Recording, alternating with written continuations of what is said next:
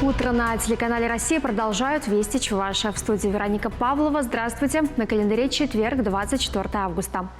Субсидирование самозанятых, сертификаты для молодоженов, вышитая карта России, Центр поддержки одаренных детей, самый масштабный слет агродобровольцев. Республика может похвастать десятками достижений. Почему бы это не сделать на всю Россию? На суд жители страны представили 9 значимых проектов. С ними можно ознакомиться на портале достижения.рф. Чувашию представили разнопланово. Поделились успехами в сельском хозяйстве, культуре, образовании. Можно проголосовать как за одну понравившуюся инициативу, так и за все представленные. Регистрация не требуется. Необходимо лишь найти в поисковике нашу республику. Остается дело за малым – кликнуть на название проекта и оставить свой голос. Жители республики выбрали название новому чувашскому хмелеуборочному комбайну. Название короткое и емкое – «Аван», что в переводе на русский означает «замечательный». Было предложено более 60 наименований, 5 из них вынесли на голосование на портале «Народный контроль». Изначально жители республики хотели дать комбайну имя «Айдак» в честь известного на всю страну экс-руководителя хмелеводческого хозяйства «Ленинская искра» в Ядринском округе, как дань памяти. Однако родственники Аркадия Айдака предложили назвать сельхозтехнику иначе. Имя Айдака уже носят школа и местный этноприродный парк. Тут-то и обратили внимание на вариант «Б». И было решено назвать первый чувашский комбайн для уборки хмеля «Аван».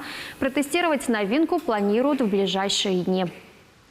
В продолжение темы сельского хозяйства. Сегодня в группе Минсельхоза Чувашия ВКонтакте расскажут про господдержку для садоводов и огородников. В этом году в республике впервые проведут отбор на предоставление субсидий на развитие инженерной инфраструктуры для садоводов и огородников. Им будут возмещать до 50% на обустройство электро- и водоснабжения, газификацию, а также на ремонт дорог.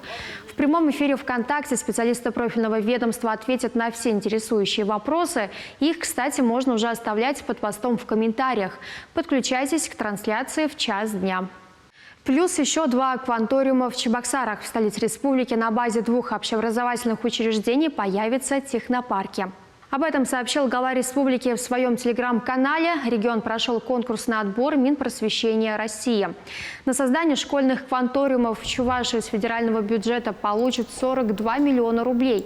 Технопарки появятся на базе лицеев номер 4 и 44. К слову, в республике уже работает 3 акваториума в Чебоксарах, в городе Спутнике и на базе Алатырского технологического колледжа.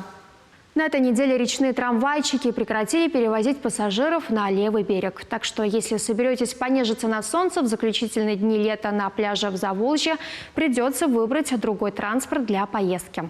Продавать билеты на левобережный пляж прекратили накануне. Однако, если вы еще не успели этим летом отправиться в мини-путешествие по Волге, сообщаем, пока остаются часовые прогулочные рейсы.